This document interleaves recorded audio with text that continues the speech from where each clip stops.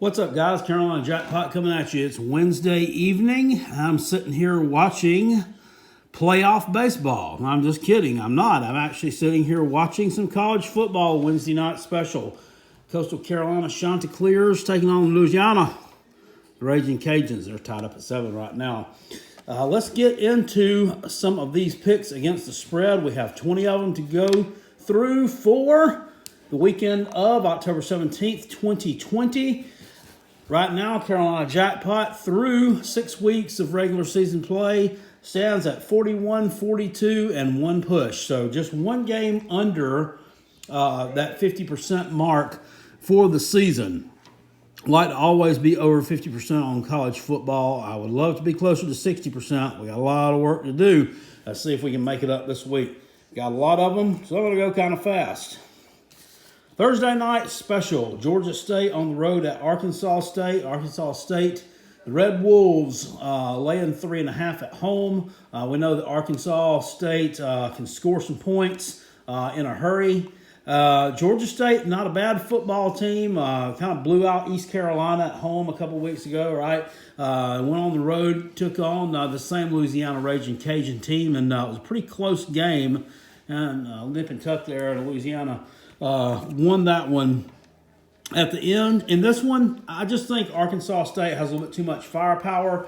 Their head coach has been there 7 years, I believe, and I heard the stat was he is 8-2 in these midweek games straight up. I think he makes it 9-2 on Thursday night, that being tomorrow. I'm taking Arkansas State here to cover the spread. Friday night, we have SMU going on the road to New Orleans, taking on Tulane. Tulane is catching 6.5 at home against SMU. I think SMU just has a little bit more firepower with the offense here. I don't think that they have a problem here covering that 6.5 point spread. We saw a bunch of turnovers in that Tulane game against Houston last week. Right, so take SMU in this situation. I just think they're the better team and will win in this AAC matchup. All right, getting into SEC play, and this is for Saturday. Kentucky going on the road to Tennessee. Tennessee is a 6-point favorite in Neyland Stadium. For whatever it is, the past few years. Even as Tennessee's been mediocre, slowly improving, you've seen Kentucky go from not very good to mediocre to actually a pretty decent team the past few years. There's one constant, and Tennessee is just kind of on Kentucky. I think Kentucky beat them back in 2017, the last season of the Butch Jones disaster in Knoxville, and they just barely did so at that. 2018, that really good season that Kentucky had, with Benny Snell running the ball all over the place, that 10-win season, they still lost to the Vols in Knoxville, like 24-7. And last year we saw Tennessee just come up with it was a really, really good defensive game by Tennessee, and they took down the Lynn Bowden-led Kentucky offense, which was pretty much unstoppable by everybody else. And this is a tough one. I mean, Kentucky's looked okay at times here this year. Last week, they kind of surprised me. Just destroy Ole Miss, or not Ole Miss, Mississippi State at home. And Tennessee's coming off that Georgia loss. I think that Tennessee gets regrouped at home this week, and I think they get the win here by about 10 points or so. Give me the Vols. Lay that 6 points in Neyland Stadium. I think they take care of Kentucky. Auburn at South Carolina Gamecocks. Gamecocks are catching 3 at home against Auburn. Looking at this one, a lot of the public money is coming in on Auburn. Not surprising. Our Gamecocks don't get a whole lot of respect in the betting market.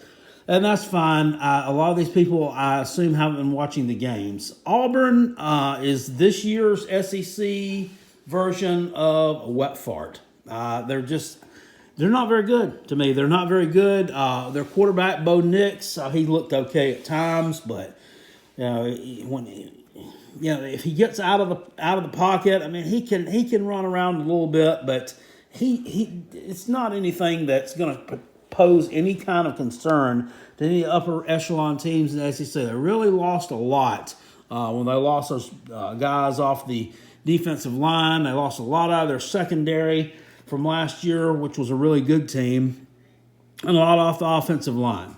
It looks like they have found a running back in Stank Bigsby. Rushed for over 100 yards last year against Arkansas, or last week against Arkansas. He didn't put it in the end zone, but he did. Caught some out of the backfield as well. Of course, their number one receiver, Seth Williams. He'll be taken care of, I think, by J.C. Horn, our cornerback. And the one that concerns me is Anthony Schwartz, probably the fastest player in college football. If he gets out there in space, I think that could be a problem for the Gamecocks because they haven't looked very well tackling in space. Other than that, my South Carolina team has looked pretty balanced this year. Colin Hill's going to go out there. I mean, he'll give you a solid performance. He's not going to wow you with his stats. He takes care of the football. Our running game has gotten steadily better every week. Our offensive line played really well last week. Yes, I know it was just Vanderbilt, but they played really well. They played really well at Florida also. After not looking great against Tennessee, I think there's some value here with the Gamecocks. I think that they are a team that's kind of on the rise a little bit this year. I think that Auburn is kind of flatlined a little bit. They should have lost last week. They didn't. Everybody knows how that one went. I'm not going to rehash it. You can go back and watch it on YouTube's or wherever you want to. That was they should be 1-2 right now. Georgia just absolutely obliterated them and then just took their foot off the gas in the second half. Georgia could have beaten them by 40 points. They could have and should have, but that didn't happen. I'm going to take the Gamecocks to cover the number here, and I would sprinkle some on the money line. I'm not going to tell you to bet the farm on it because Will Muschamp is still our coach, but I think that he is decent enough to get it done against this Auburn team. They look kind of lost. Give me the Gamecocks. Boston College at Virginia Tech. Boston College is catching 11.5 on the highway in Blacksburg. I don't get this line. I think it's wrong. Virginia Tech, put up some points last week against UNC, but I mean Boston College has done nothing but impress all week long. Now I don't know of any key injuries or anything that they suffered in that Pitt game, the Pitt win. In overtime, yet they covered the spread yet again. They covered the spread 2 weeks ago against North Carolina. Should have had an opportunity to take that game to overtime, really, and they just couldn't quite get it done. But in this situation in Blacksburg, I'm taking Boston College to cover the spread in this game, and take care of business against the Hokies. Honestly, though, I don't know that they win this one. Virginia Tech has looked pretty good for a team, that's dealt with a lot of coronavirus issues. They only had the one loss to UNC last week in the shootout, but I think Boston College will cover this number. Clemson at Georgia Tech. Clemson is laying 27 on the highway in the ATL on Saturday afternoon. They've been difficult for me this year to bet. I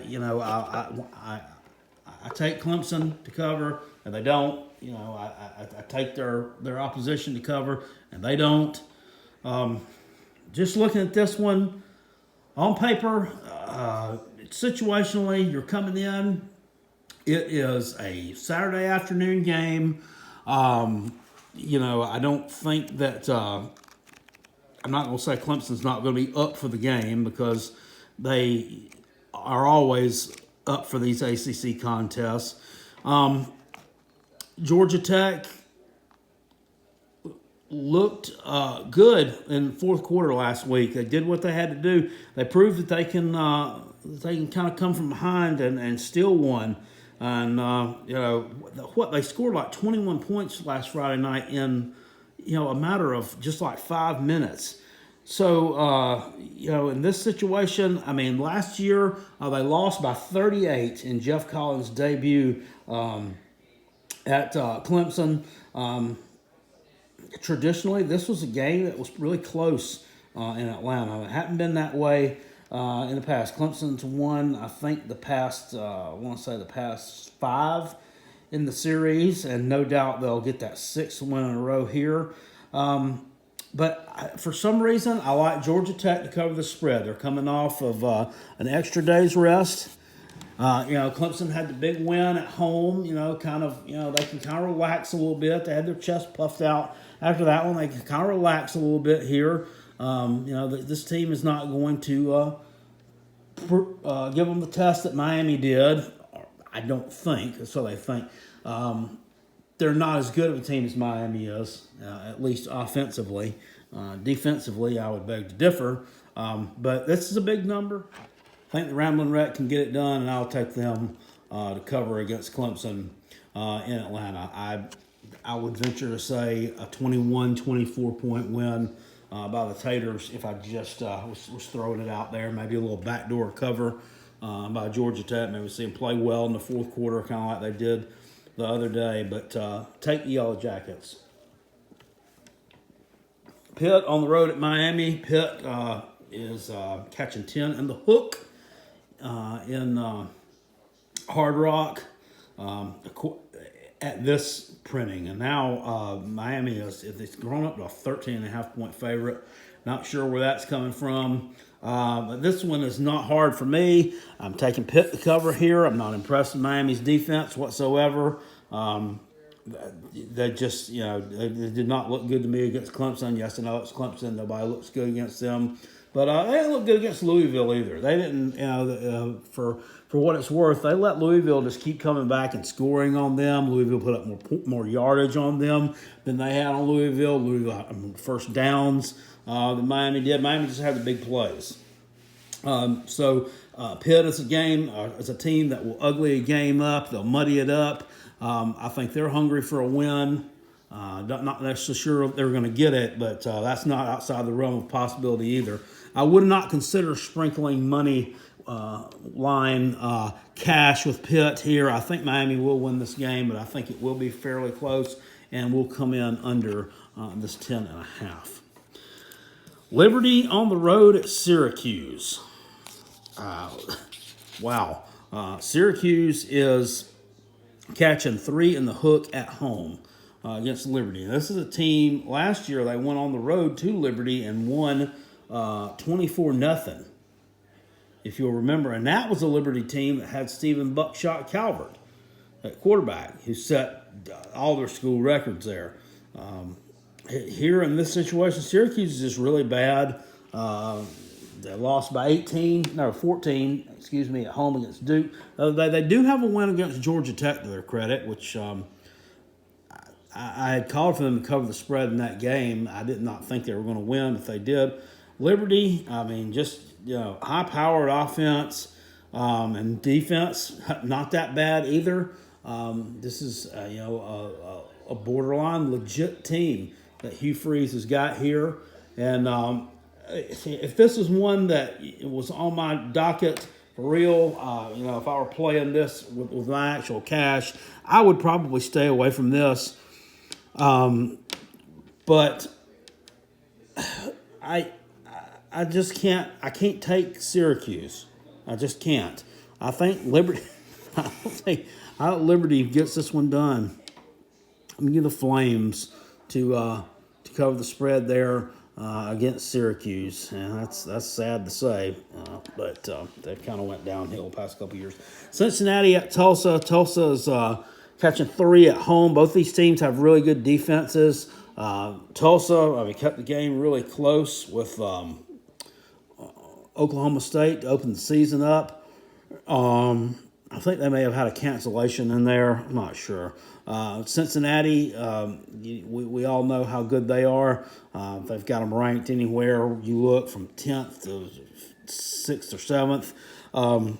Tulsa's also beaten Central Florida. But I don't see them beating UCF and beating Cincinnati in the same year. I just don't think they have what it takes to get that done. So give me Cincy on the road here to cover against Tulsa. We got Kansas going on the road to WVU.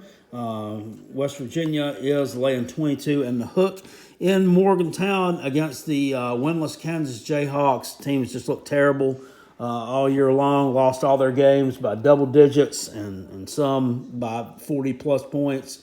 Lost both their Big 12 games. Really bad, Oklahoma State and Baylor. I've said it before, I'm not going to take Kansas to cover anything until they prove me that they can. So I would take West Virginia in the spot to cover this number. West Virginia is not a bad team. They're not a bad team. They beat Baylor in was overtime last time out. So give me the Mountaineers to cover against the Kansas Jayhawks. Probably the worst team in Power 5. Either them or poor old Vanderbilt. Louisville on the road against Notre Dame. Notre Dame is laying 16 in the hook in South Bend against Louisville. Louisville, I mean, really, really disappointing game last Friday night. They should have won against Georgia Tech. And, turnovers kind of let that one get away from them in the fourth quarter in Atlanta in the rainstorm.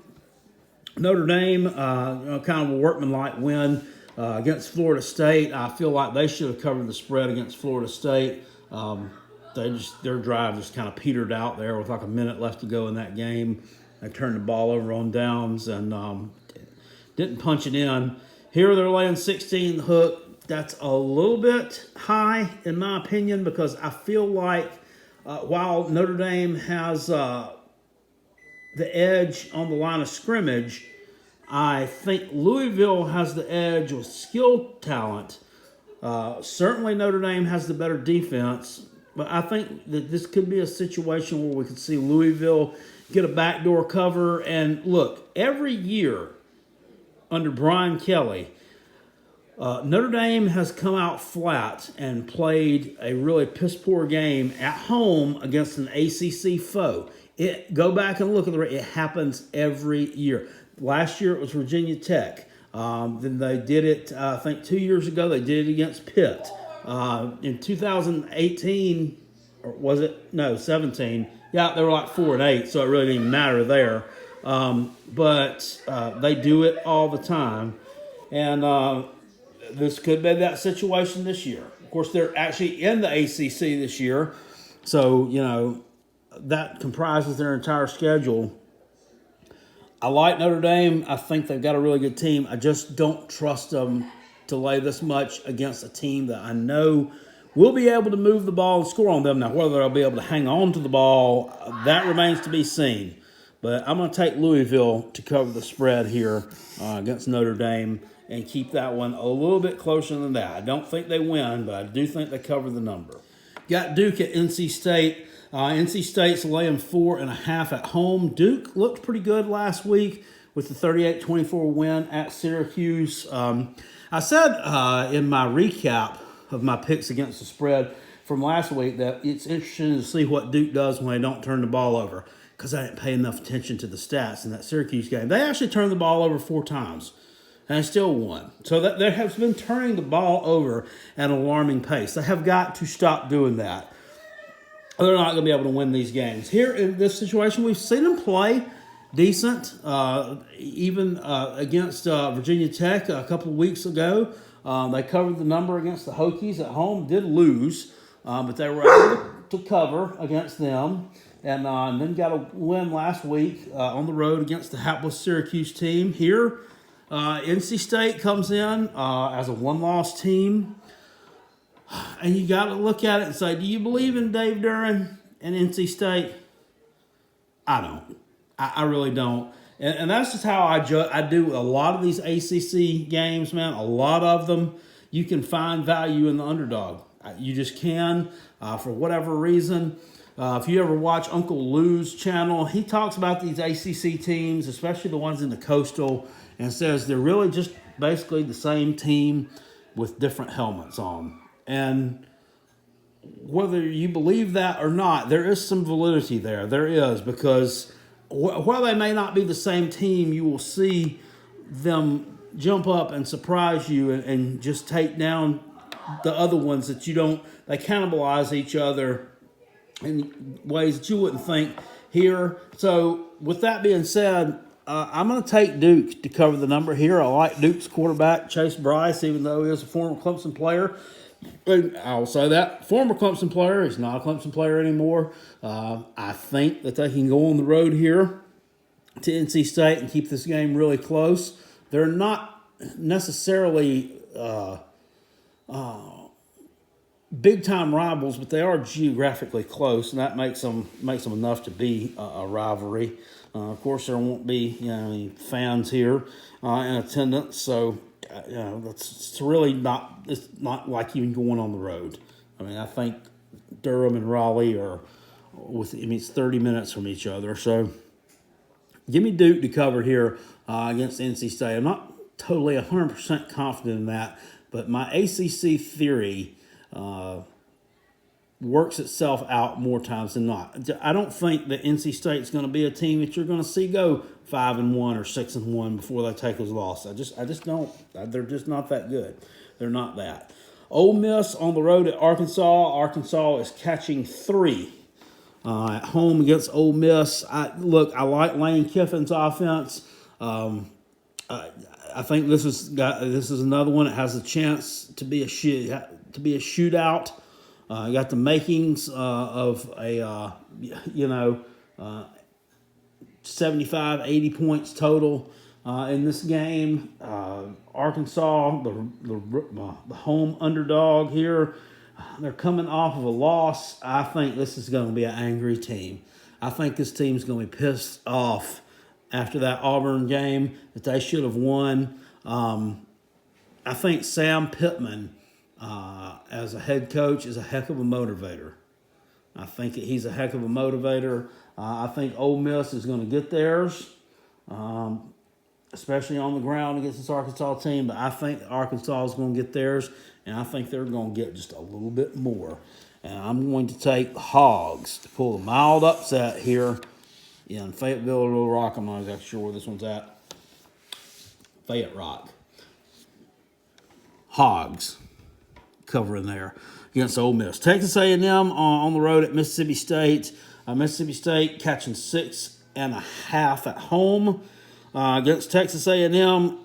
Who is Mississippi State? They blew out last year's national champions the first week out, and they've looked terrible ever since. They lost to Arkansas their second week, and then of course last week they go on the road to Kentucky and they score 2 points.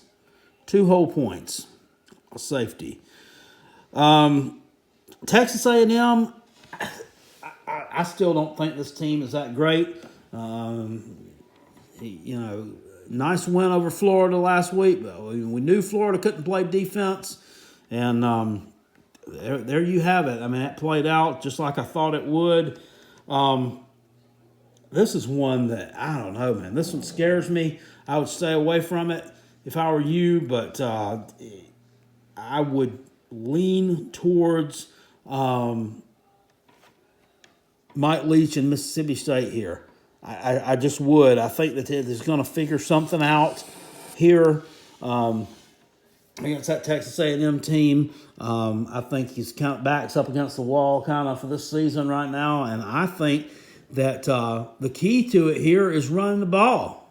They need to run the ball with Colin Hill more. They got a good running attack here, but Leach wants to throw the ball. That's all he wants to do. He's too stubborn to throw or run the damn thing when he's coming into a situation with some more players that were built for running the ball. I mean, he's going to have to slowly kind of morph into his offense. It just can't be done overnight. Not with players, that were recruited by Joe Moorhead for a totally different type system. But I'm going to lean with them in this game. I don't think Texas A&M is that good, and I think you're going to catch them napping a little bit after that big win last week. They're kind of fat and happy, and they get smacked back into reality this week because the reality is just not that good. LSU at Florida, well, I guess we're going to have to go ahead and scratch that one, aren't we? That game was canceled. So, we're only going to have 19 games this week, unfortunately, because I can't find anything right now to put a spread down. We got to keep on trucking, guys. Virginia on the road at Wake Forest. Wake is catching 3 at home.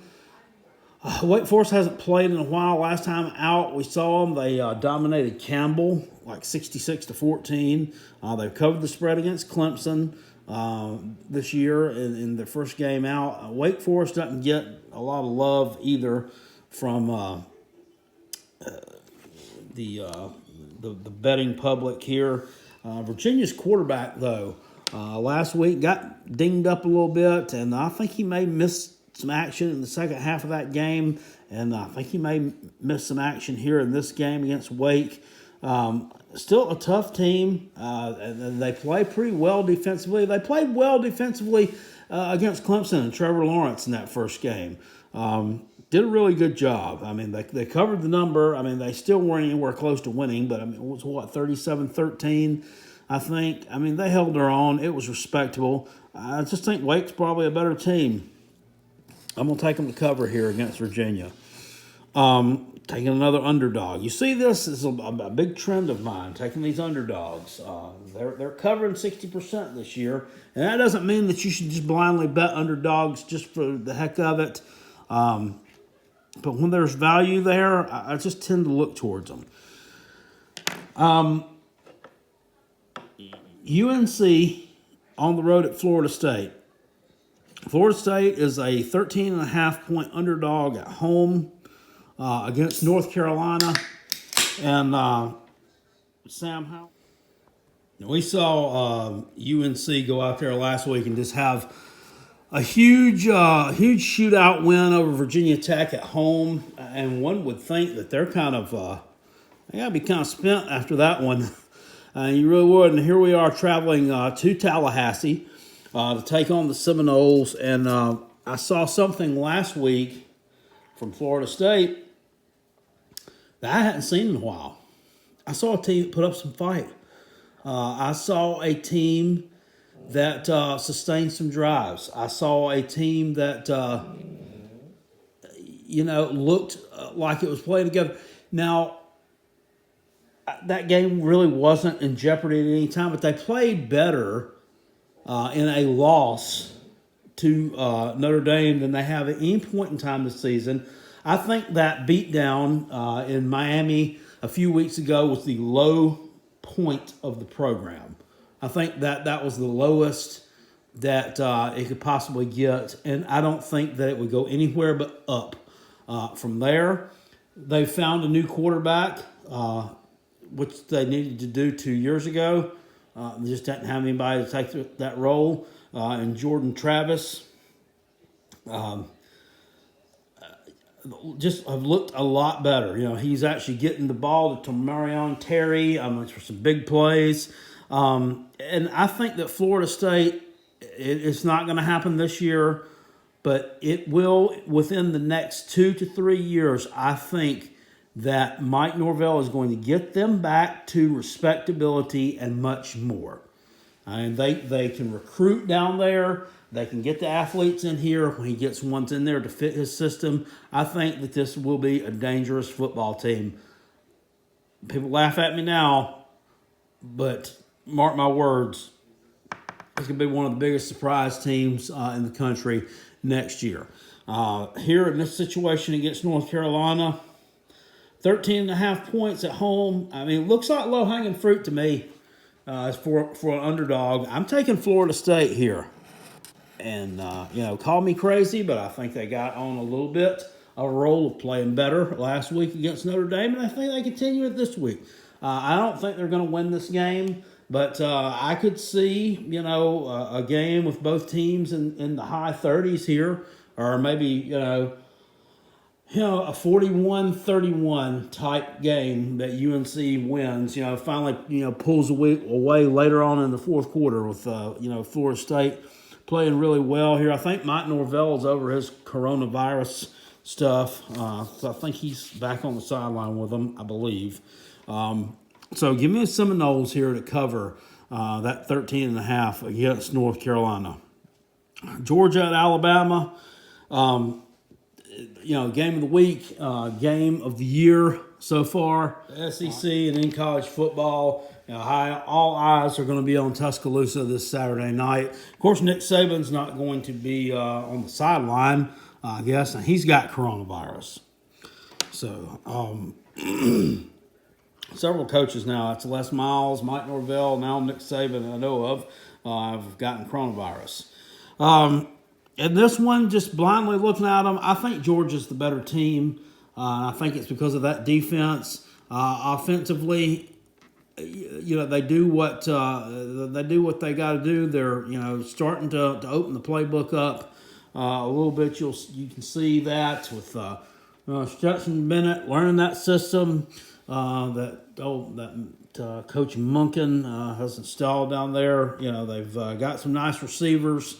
And, I think Alabama, is a team with the offense that they haven't seen an offense like this all year. And I don't think that Alabama has seen a defense like Georgia's going to bring all year.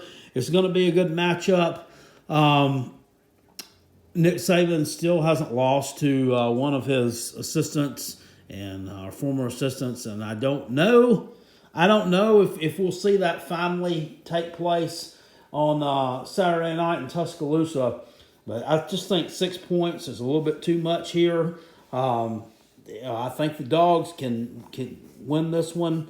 I think it's one that it's definitely going to be a really close game here. And I'm thinking like a 27-24 type game, maybe a 31-28 game. It's hard to pick against Alabama straight up in Tuscaloosa, but I think it's like the last 3 times in the regular season that they've been just single-digit favorites, they've straight up lost. 2 of those were to Auburn.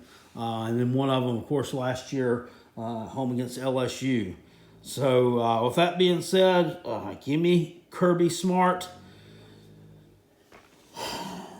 and Georgia. I think these underdogs are barking in this game. And I think that if they come away with a victory, I would not surprise anyone. UCF on the road at Memphis.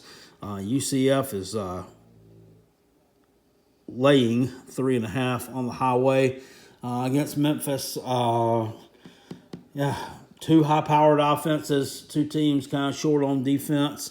UCF got their loss a couple weeks ago against Tulsa. I think that they come out here focused. And I think that they take care of business against Memphis. This is always a really good AAC matchup. 3.5 points, just a little bit too close for me. I'm going to take UCF to cover that number.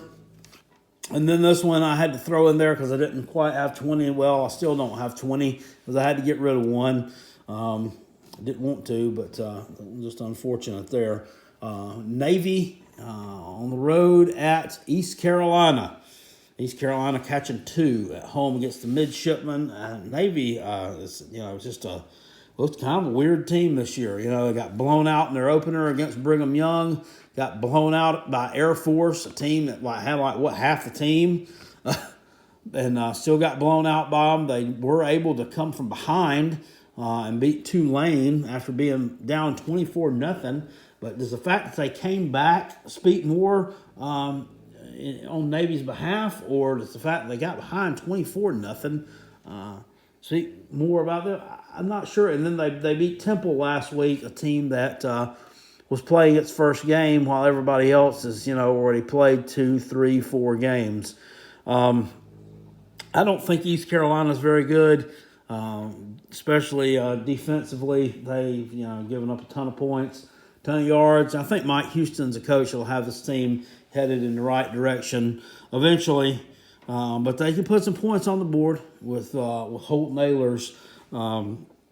This is just one that it's a tough one. I would not mess with this one.